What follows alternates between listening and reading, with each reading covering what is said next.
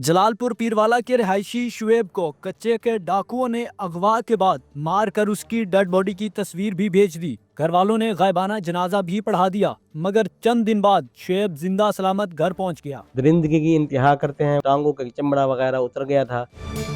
घर में तो ये खबर पहुंची थी कि आपकी डेथ हो गई है। यहाँ पे नमाज जनाजा भी जो है वो गायबाना अदा की गई थी। तो किस तरह से आप अगवा हुए थे, किस तरह से आप वहाँ रहे, क्या तशद्दुद हुआ, क्या वाकयात सामने? मैं मुल्तान से अगवा हुआ था, बिहारी चौक से। वो मुझे कच्चे के इलाके में लेके गए थे। तकरीबन 2.5 माह मैं वहाँ रहा हूँ। वो इंसान तो है नहीं, वो दरिंदगी की इंतहा करते हैं। वो लोग तशद्दुद करते हैं, मारते पीटते हैं, खाना नहीं देते, पानी नहीं देते, कुछ भी नहीं होता। वो हमें ज़मीनों के ऊपर दरिया के अंदर जो है ना, जो कच्चे का इलाका है वहाँ पे कोई कमरा वगैरह कुछ भी नहीं होता, ज़मीन के ऊपर सुलाते हैं। तकरीबन 2.5 माह मैं वहाँ रहा हूँ। पहले महीने में उन्होंने मेरे ये टांगों का चमड़ा वगैरह उतर गया था। जंजीर लगाते हैं वो, दिन रात 24 घंटे। आधी रोटी देते हैं सूखी, आधा गिलास पानी 24 घंटे में एक दफ़ा। उनको बस मारना होता है हमें। दिन रात हमें टॉर्चर करते रहते हैं, दिन को भी रात को भी, जैसे जैसे उनको टाइम मिलता रहता है। 2 करोड़ की उन्होंने डिमांड की थी। आईफोन दो राडो घड़ियाँ। मैं गरीब आदमी था, मेरे घर वाले इतने पैसे नहीं दे अफोर्ड कर सकते थे। जब उन्होंने इनकार किया तो फिर मेरे ऊपर हद से ज़्यादा तशद्दुद किया। किस चीज़ से मारते थे? ये डंडों से मारते थे, पानी वाला पैप जो होता है उससे, प्लास्टिक वाला, उससे मारते थे। अच्छा। जी, हमें फांसी लगाते थे, दरख्तों में टांगते थे वहाँ पे। वो जो भी उनसे होता था, वो इंसान नहीं थे, कोई दरिंदे थे वो। कितने लोग थे आप वहाँ पे जो अगवा हो चुके थे? मैं 7वां आदमी था जी। मेरे बाद 3-4 बंदे और भी आए रहे। जिस तरह से आप अब बाजियाब हो चुके हैं, तो ये कैसे बाजियाब हुए? ये उनकी मेहरबानी है, उबाड़ा पुलिस की। खुफिया ऑपरेशन उन्होंने किया।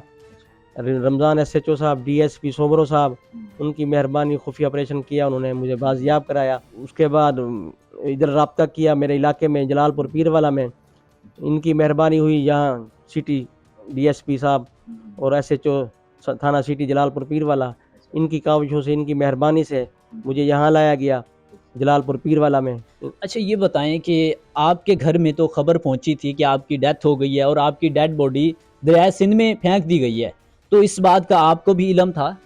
पहले मुझे इल्म नहीं था। मेरी पिक्चर जब खींची गई थी उस वक्त मुझे इल्म नहीं था।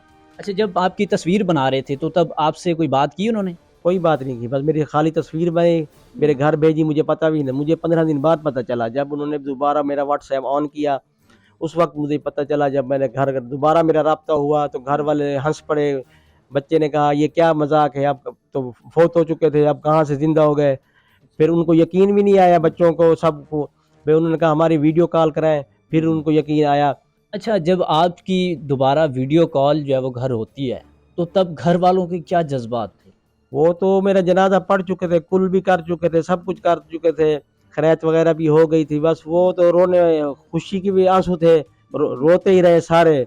अच्छा, एक ऐसा शख्स जिसकी डेड बॉडी के लिए घर वाले मुंतजिर रहे कि काश हमारे आपकी डेड बॉडी ही चलो घर पहुंच आती, लेकिन आप सही सलामत जब घर पहुंचे हैं, तो क्या यहाँ पे जो वो समा था?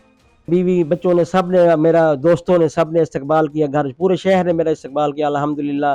सबको अच्छा लगा, मैं भी खुश हुआ हूँ, सब खुश हो गए हैं कि जिंदा मुझे देखकर। आप 2.5 माह वहाँ रहे, तो आपकी 2.5 माह में वहाँ पे किसी और को उन्होंने मारा भी, ख़त्म किया?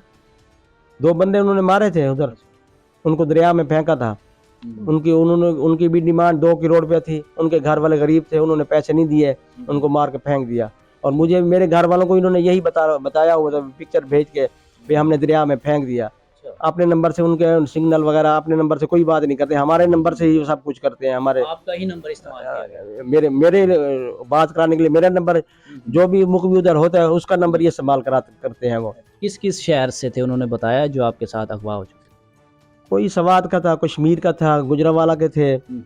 जब आप पे तशद्दुद किया जाता था तो आप उनको क्या कहते थे? वो कहते थे भाई आप घर वालों को मजबूर करो, इतना 2 करोड़ रुपये दे दे। मैंने कहा मेरी औकात ही नहीं है, 2 करोड़ कहाँ से लाएंगे। अगर हम ये ना बोलते, वही तशद्दुद करते थे। हम बोलते थे घर वालों को, तो घर वाले तो रोते थे, कहते थे भाई हम कहाँ से ले आए इतना पैसा। क्या वहाँ का सिलसिला है? कोई एक घर था वहाँ पे जिन्होंने अगवा किया हुआ था, या कोई जंगल टाइप जगह थी? दो दो बंदों को इकट्ठा रखते हैं, जंगल टाइप है, वहाँ दरिया के ऊपर ही है, सब चारों तरफ पानी होता है, कश्ती में आके ले जाते हैं, छोड़ देते हैं, और रोड भी है, और हम वहाँ नहीं पहुँच सकते, जंगल का रास्ता है सारा, खाने के कमरे हैं वहाँ के, जैसे सिंध में बेट में होते हैं, हर किसी को अलग अलग रखते हैं। कश्मीर और कंदकोट के दरमियान जंगल जो है, वहाँ दरिया के ऊपर, वहाँ वो रहते थे, उनके कोई 40-45 किलोमीटर आगे आगे है, तकरीबन घंटे 1.5 घंटे का सफ़र है, 2 घंटे का। अच्छा, जानलेवा तशद्दुद था, आपको लगता था कि आप वहाँ बच के वहाँ से जो घर पहुँचेंगे? नहीं, यहाँ लेवे से भी ज़्यादा तशद्दुद था उनका।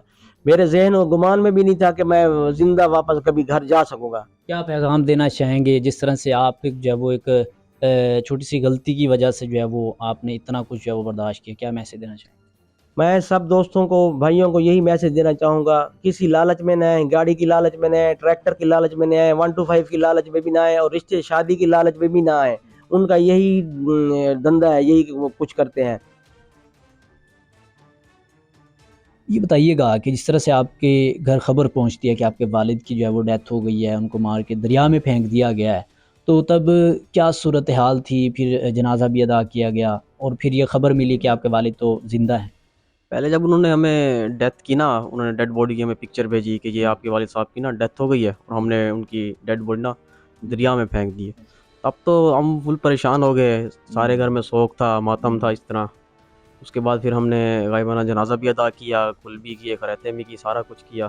तो काफ़ी परेशान, सारा घर ही रो रहा था हमारे, बल्कि पूरा शहर ही कह दें आप, तो सारा गम का ही आलम था हमारे घर में, सारा कुछ। तो जब ये खबर मिली कि आपके वालिद तो ज़िंदा हैं, तब क्या लम्हा? पहले तो हमें यकीन नहीं आया मुझे, मैंने तो समझा शायद कोई रिकॉर्डेड वॉइस है या फिर एआई की यूज़ किया उन्होंने। लेकिन बाद में हमने कहा था वीडियो कॉल कराएं, तब हमें जाके ना, फिर जाके हमें यकीन आया, खुश भी हुए, रोए भी हम। उन्होंने 2 करोड़ हमसे मांगे थे, अब हम गरीब लोग थे, हमसे तो इतने नहीं हो सके। हमने सारी अपनी पूरी तरह कोशिश की।